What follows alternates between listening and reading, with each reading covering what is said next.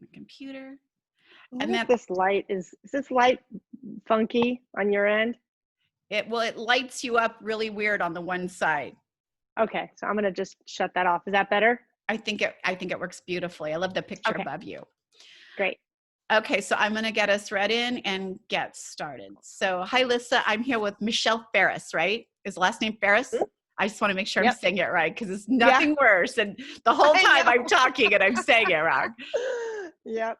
So, I'm really excited to share her story. I'm going to get us read in. And so, 3, 2, 1.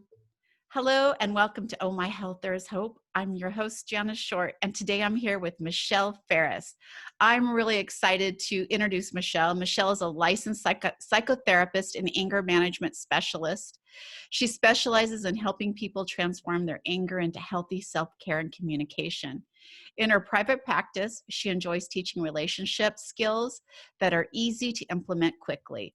She has also written 3 ebooks and creates an online course to support growth and learning. Her guilty pleasure is watching Netflix and a venti latte at Starbucks. I love that. By the way, I am so excited to have you on today because I feel like it's so prevalent. I feel like every time I flip on the channel, a TV, or I flip through social Uh-huh. media, I'm seeing so much anger. And I didn't even realize there was so much anger hidden inside of what was going on in the world. So I'm Hmm. really glad you're on today. Thank you very much. Oh, definitely. And we can definitely, do you want to start there or where do you want to start? I'm going to start with asking you to share a little bit about your story so that Okay, we can know a little bit more about you and why you show up serving the way you do. absolutely. So I grew up with somebody who raged, and that made a pretty big impact on me. And, I think that's actually quite common. A lot of people I talk to say that they have grown up with someone in their family that had anger issues. But for me, I decided I'm not going to have anger at all. Thank you very much. And I really made that conscious choice because I thought that anger was rage because that was the only kind I saw. So I didn't really see any type of healthy anger. So I became a people pleaser. And I thought, I'm just going to be the good girl. I'm going to do the right thing. I'm going to stuff my feelings. And when I got into my 20s, I realized very quickly that I was very resentful. And that's another form of anger, but it was safer for me. So what I did was whenever somebody would hurt my feelings, whenever somebody crossed a boundary or did something I didn't like, I would stuff it. And I thought that would keep me safe because I didn't want to risk in relationships saying, ouch, that hurt my feelings, because I thought I would get rage back because that's what I learned as a kid. And so fast forward a little bit, when I decided to become a therapist, one of my early internships was teaching a 52-week anger management program. And a lot of people were like, why are you doing that? And, I loved it because I could relate to the men's pain because every single man in there was a hurt child and learned abusive anger growing up. Now, I didn't rage, but I took my anger out on myself by stuffing it. And then I became a stress eater and all that. But when I started doing my own work in conjunction, it was around the same time I started becoming a therapist. I realized that anger wasn't a bad thing. I was still scared to death of it, so I wasn't going to touch it. But I was seeing these men heal, and I was seeing these men actually use the tools to express their anger in a way that was rebuilding trust with their partner. And I don't know, there was something in that I thought, that's really cool, but not for me, not going to do it yet. And it went into my 30s where I was, when you don't have your anger, you can't be authentic. And so my resentments were so big that it separated me from you. And now I didn't want to talk to my friends because I had so much resentment build up. I didn't know how to handle it. So I thought, I'm just going to go away. But of course, that didn't work either. So, eventually I got to the point, because I'm a real relationship person, that I had to look at my anger because otherwise I was never going to be authentic in my relationships. And that really scared me. But because I knew the tools, I started practicing really just honoring how I felt, even without telling the other person, because that part was too scary, but to just honor that, you know what, somebody hurt my feelings and I'm really upset. I mean, even that was a huge step for me. And so I just started learning more and more that anger was kind of the gateway to being authentic, because when I'm upset, I have to look at what's going on. Otherwise, I get stuck. So that's kind of where I started seeing how important this work was and how much anger really is a gift and not something to be afraid of. Does that make sense? It totally makes sense. 100%. I think like one of the things that people don't even understand is, what is anger? Like, what is Yeah, it? Where does that come from? I know as a right. young mom, when I experienced anger, I can always relate it to fear. I was fearful of for Yeah. their safety. Like, you see your kid Hmm. around the street and you jump in Hmm. and get them, you hug them and you sob, and then you hold them back and say, "Don't ever do that again." Right, So right. all of a sudden it would bring up anger in me. And I don't know if that was more anger at myself for not protecting them, more anger at them for doing something so stupid. I don't know what it was, Hmm. but those are what evoked anger in me. It's mostly out of fear. But what is it really? What is anger? Like, what's the root Hmm. cause of it? Where does it come from? What is it?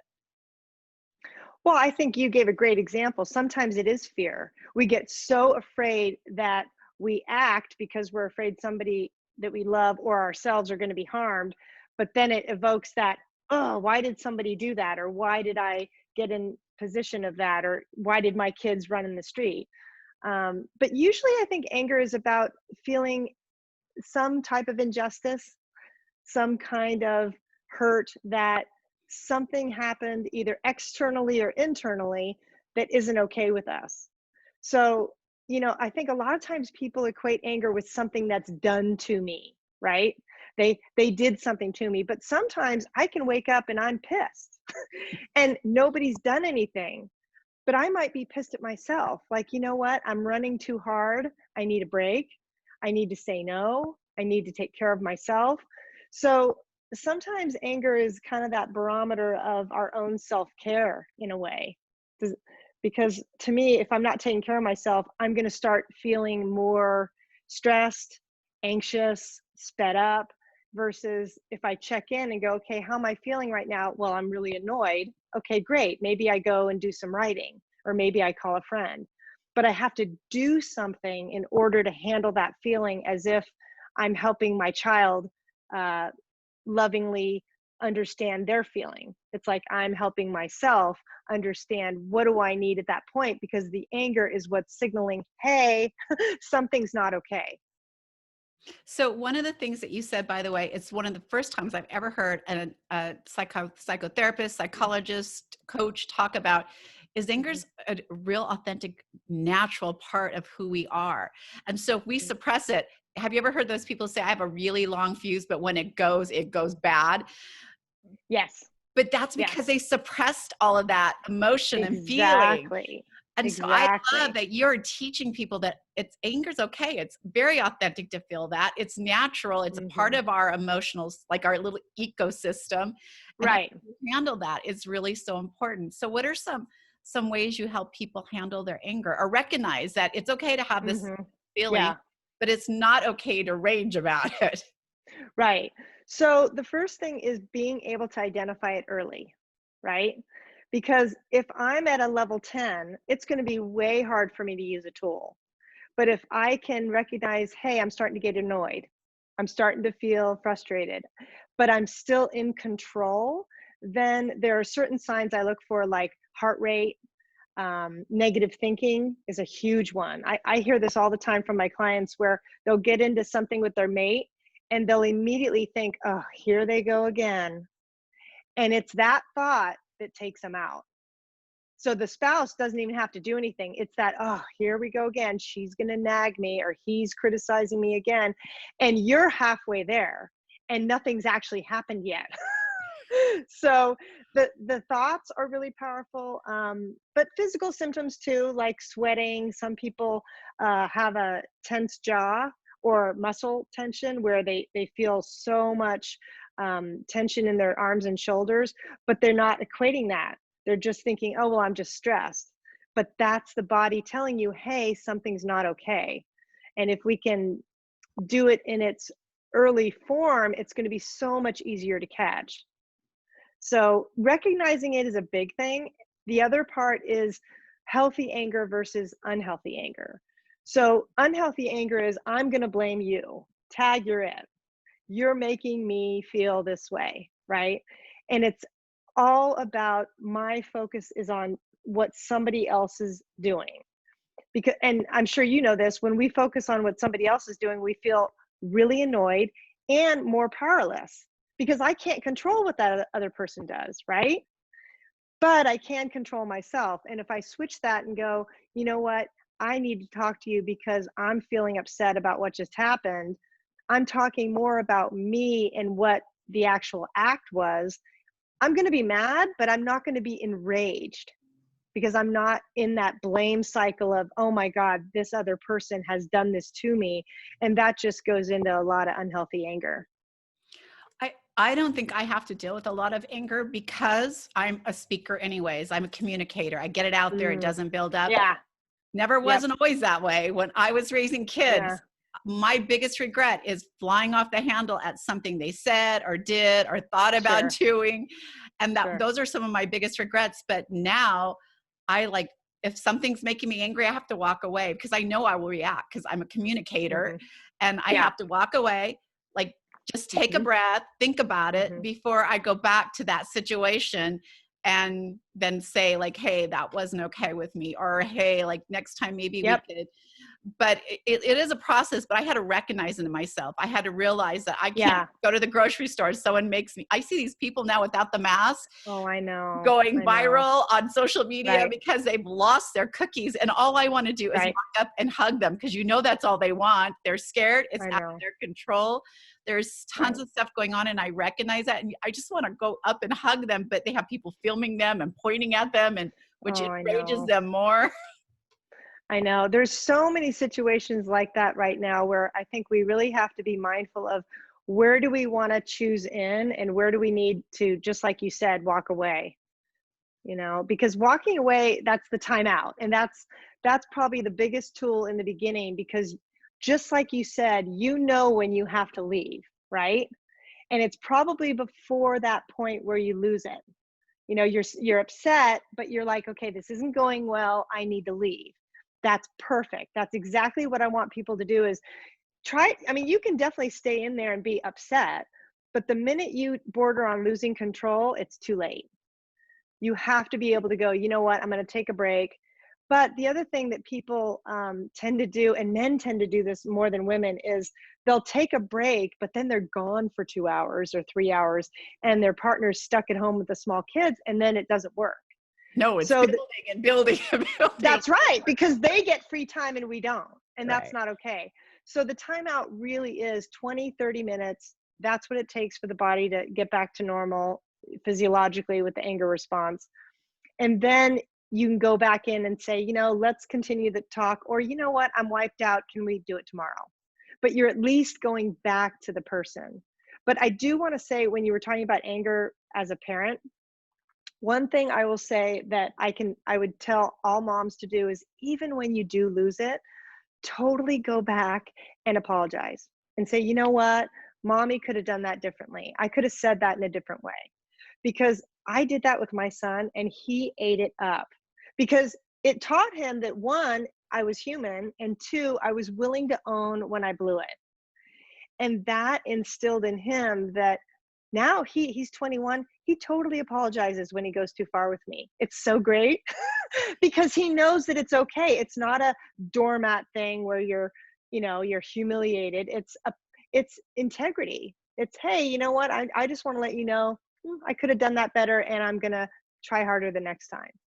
So I think for all the moms out there, especially in quarantine when they have small kids, you are going to have anger issues, but I would own it. Try to remove yourself and take timeouts as much as you can.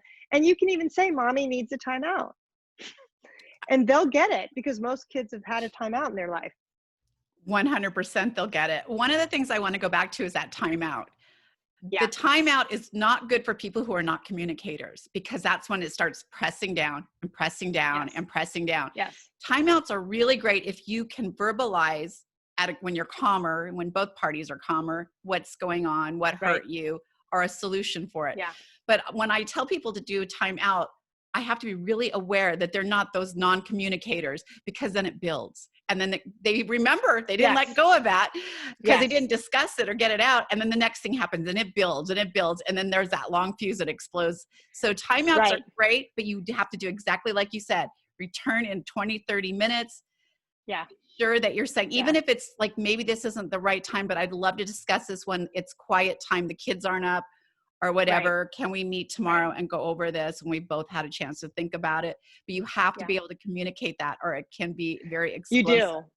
I agree. You can't, I don't recommend using the timeout before letting your partner know. But the problem is, especially with men, sometimes if their fuse is lit and they're super hot, I tell them, okay, leave, but tell your partner ahead of time, hey, when this happens, I'm going to try to tell you that I need a timeout. But if I just leave, know that that's what I'm doing. And I'm going to come right back. And then I would even have them text their partner and say, okay, I'm taking a timeout. So they're at least, because you're right, the people that avoid conflict are the ones that just go away and then their partner's really, really frustrated. So I really teach them, you have to at least say, hey, I need a break. I'll come back in 20, and then you're out. Because you're right. That's a huge, huge piece. The other thing I really notice with women especially is that they don't relate to anger, but they relate to resentment or defensiveness or being critical or giving somebody the silent treatment. And all of those are really expressions of anger too. So I think we have to be mindful of, the judgment around the word anger, but to really look at what behaviors are we doing that are like anger, that are expressing it in sort of an indirect way, because that's going to hurt our relationships too. Well, I'm a huge giving them the silent treatment. Hmm. But Hmm. here's the thing, I'm a talker, so it doesn't ever last very long. And I can't Yeah. remember. Honestly, I let go of anger so quickly that I Oh, could that's be great. so angry about something. And 3 or 4 days later, my husband will come back to me and say, did you ever, or do we, I don't even know what he's talking about. I'm like, what are you talking about? I have no idea. Mm, But I completely let it go uh-huh. and I completely forget about it. Maybe I'm getting senile. That's a gift. That's a gift, because a lot in my practice, I see people holding on so much to that stuff. But really, they just need a way to say it. Because I think once they say, especially my couples that come in for couples therapy, they've held on to this hurt for so long, or they fight around it, but they don't really communicate what's really happening. Like, when you did that, I felt this, and what I really needed you to do was this. Because when you can feel heard, then the anger can most likely dissipate. But that's the other piece, is how do you actually feel heard? And you can't do that with you, and a lot of blame. I actually love that you're on the show right now, because I have an episode coming out called Who's Forgiveness Really For?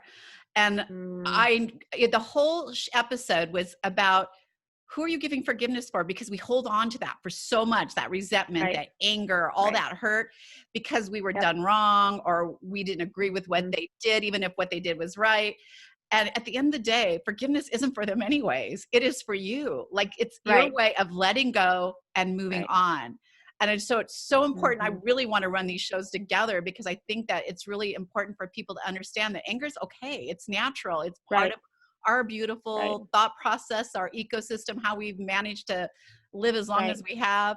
But there's also the other side of the coin, that we can forgive just as easily as we can move past that anger.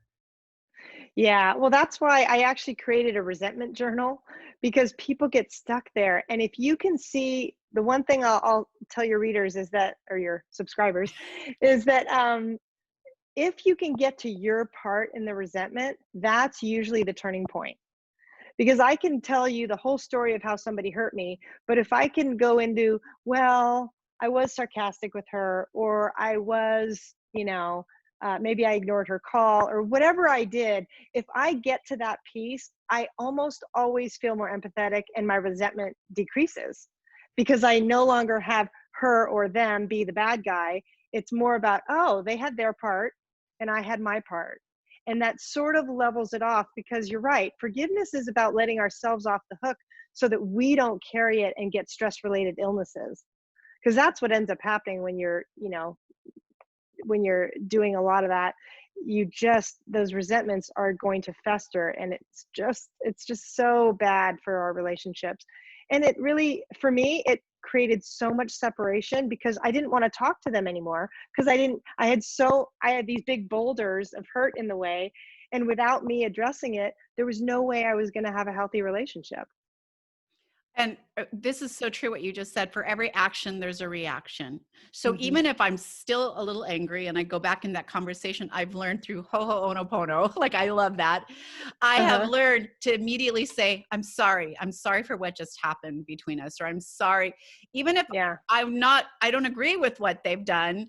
And I'm not saying you didn't have a huge part in this. I know for every action, there's a reaction. I could have reacted Right. better. I could have Yeah. receive what they Yeah. were saying better. I could have understood the root of what they were saying. Maybe what they were saying out of anger was from a place of hurt, and there Hmm. needed to be some healing there. So Right. I love that you just said that. It's true. For every action there is a reaction, and how we react is Hmm. our part of Right. what may be going on. Right. And one of the podcasts you did on your journey with your dad, when you were talking, oh God, that was such a great episode. And you were talking about what you said to him in the hospital about your boundary. And that was such a good example of healthy anger. Like, even though you wanted to take it back because you were like, oh my God, what did I just say?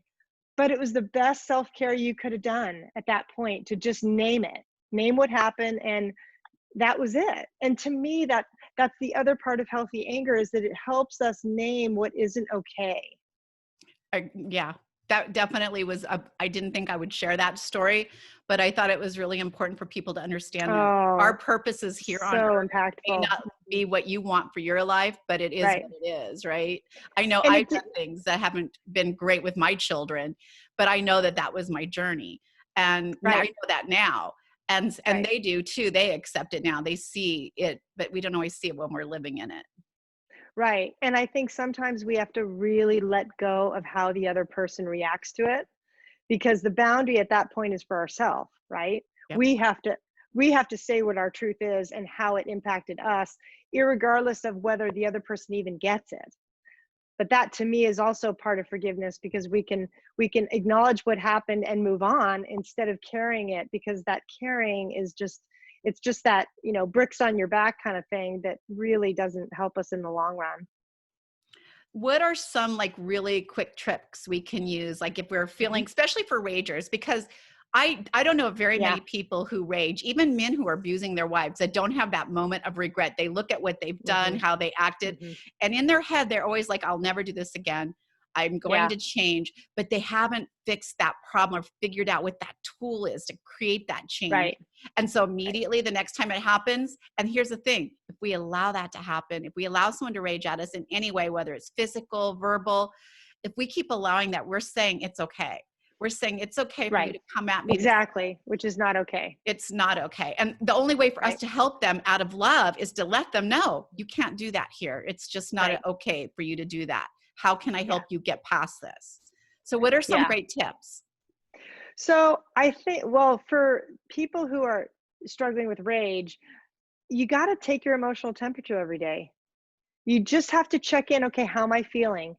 Do it in the morning, do it at noon, do it before you get home at night, because that can be a real high stress time. Because if you can live from, say, 1 to 10, 10's enraged, 1 is super relaxed, most of us live at like a 2 or 3. But if you can name that, like, okay, I'm a 2 or 3, I'm good. But if I'm going home and I'm a 5, I'm already halfway there. So it really is a simple tool as to, what's my number right now? Am I a 5? Okay, great. Maybe I do something calming, listen to my favorite podcast on the way home, call a friend, do something to get that number lower before I get home. The other thing is, watch your thinking, because usually people have 1 or 2 really negative comments in their head, either about their partner or about themselves, which will trigger them to rage. And all you have to do is look back. When the last time you were really angry, what was your thinking? What do you remember telling yourself? or the next time you're angry, pay attention to what that is. Because I guarantee that thought, if you raged, is going to be what probably helped set you off, not just that the house was messy. I think those are some really, really good tips. And here's the thing. I do think that a lot of time when people completely lose it and Uh-huh. they get to that stage of rage, it's because of lost control, right? Yes. And here is the most incredible thing that you should already know. The only person that has control of you is you. You have Right. all the control. It's so Right. powerful when you understand that you can change your mindset. You can change your behavior because only you have that control. I think that is just Yeah. like an awakening for you. You do have that control. You have that control to rage, Mm-hmm. even though it's an Mm-hmm. out of control rage, or you can have that control to say, nope, not today. I'm Right. not doing this, and move on. And the other thing I would have them do is name it. Right now, I'm in a bad mood. Right now, I'm feeling really grumpy. Right now, I'm just annoyed. Because so much of the time, especially with men, they don't verbalize their feeling, they just suck it up. And that contributes to the rage. So if they, even text your partner and say, hey, I'm having a bad day, just letting you know, because that's going to alone help their stress level because they've just spoken their truth. Instead of, okay, I'm just going to go home and deal with it. I'm fine. Right. And then they get home and they can't pretend that they're fine because they're too stressed out. So just even saying how you feel and I had a crappy day. Great.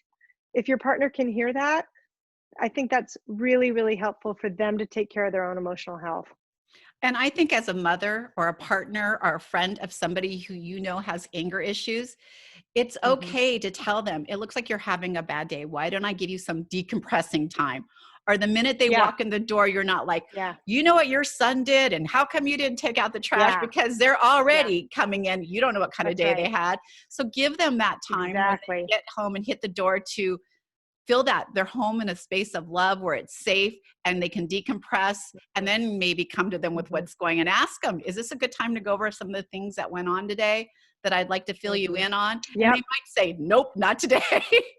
Or they might say, sure, thank you for Right. asking. Exactly. Yeah. One tip the spouse can do to someone who's angry is to just validate how they feel. Like, I really get you had a bad day, your boss chewed you out, and you're super frustrated. I really get that. Because really, we all want to be heard.